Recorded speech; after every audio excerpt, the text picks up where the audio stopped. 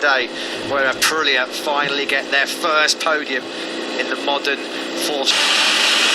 The German Grand Prix is underway and it's a rocket start there on the outside for Zarco, but Quartararo's coming through. It might well be Aleix Espargaro, and Marquez has got at the inside line as well. He's up to second. Marquez robs Quartararo in place. The dream start then from the front row for Aprilia's Aleix Espargaro. Quartararo back in fourth already. Zarco third. The Aprilia of Aleix Espargaro leads then through turns 3 and turn 4. Excellent start from him. Quartararo pushed back to fourth. The two Frenchmen then third and fourth ahead of Miller and Miguel Oliveira in sixth. Quickly here. He loves to be leading in the Sachsenring place, trying to get away through on Fabio on a MotoGP bike, and it's Aleix Espargaro on the Aprilia that leads down the hill into turn 12 for the first time. Zarco thought about a move. He wasn't close enough on Marquez. Inside, he's not close enough into turn 13 in the background. Brad Binder, he is. He's having a lunge, Mark. It's a familiar sight at the Sachsenring. Marc Marquez on the 93 Repsol Honda leading the way, having a real good joust there with Jack Miller. Quartararo pinches. Miguel Oliveira just struggling to get going in the early stages of this. He's sixth, he's got it. His team go out, all-out attack, and if you're comfortable with mixed conditions, that's what you need to do. Here comes Miguel Oliveira. He's going to have a look, but he's not quite close enough to get through. Holds up that advantage. He's perfectly placed, then made the call. He's been so good. Fifth place. Yeah, Zarco clearly not comfortable with the rain falling in this early stage. You're still out front. It's now 1.6 seconds. Marquez, Zarco and Quartararo. Oh, no, sorry, they were getting Marquez's spare bike ready, weren't they? Yeah, I thought initially there, Paul Espargaro had retired, but no, it's not. They're just readying for Marc Marquez in a flag-to-flag scenario. Marquez does not care one jot about the championship. He's not a contender. It's a big risk. These two men, they know that a mistake now could be really costly. Here he comes up the inside. Nice. Yeah. He's been lining that one up. The dress rehearsal came the lap before. Mount Miguel is coming again. Second in Italy, first in Catalonia. He's now up to second again. 1.8 seconds is Marquez's advantage over Oliveira as we start lap number 12. It's a lot. Championship, but they would lose ground. Marquez, it was 1.9 through sector 1 on this 12th lap. It's through sector 2. Actually, Oliveira's just found a smidgen of time back. It's down to 1. See, the trouble is, if these guys do just go out there and burn up the tyres thinking it's going to rain, and then they might face even more trouble in the latter stages of this Grand Prix, trying to in the tyres. But let's see how. Out of nowhere, Marquez's little push from lap 7 or 8 onwards, it's dumped Quartararo and Zarco almost 3 seconds tension. Oliveira's just set the fastest lap of the race. He's down to a 1:22.0 in this one.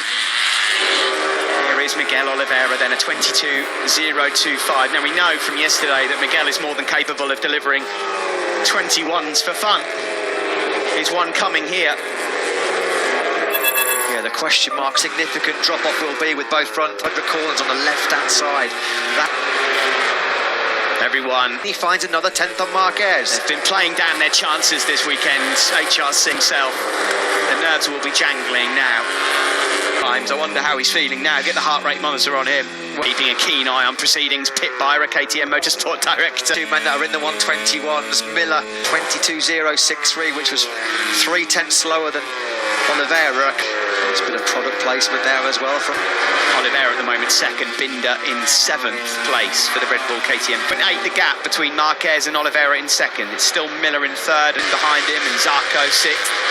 He responds to Oliveira's fastest lap with his own, a 1:21.772. Miller and Aleix Espargaro and Fabio Quartararo mighty close. They were all doing 22 flat. Oliveira responds again.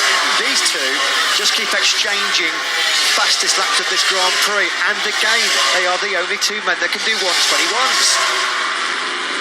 Oliveira, every time he fires in his career, it started with Suzuki in 2015. In fact, Marquez is much the stronger in the first 2 sectors. That's where he's able to take those crucial couple of tenths out of Oliveira, and then Oliveira takes all the time back in sectors 3 and 4. Those fast left-handers, maybe the KTM at the moment, just got that little bit of better edge grip. Alberto Puig, round of applause. It's another 21.8 from Marquez, a 21.9 this time from Miguel Oliveira. Quartararo. A plan to get on par with Miller and then work out a plan to pass him as well and secure what would be a really strong podium for Quartararo. It's come down to 1.6.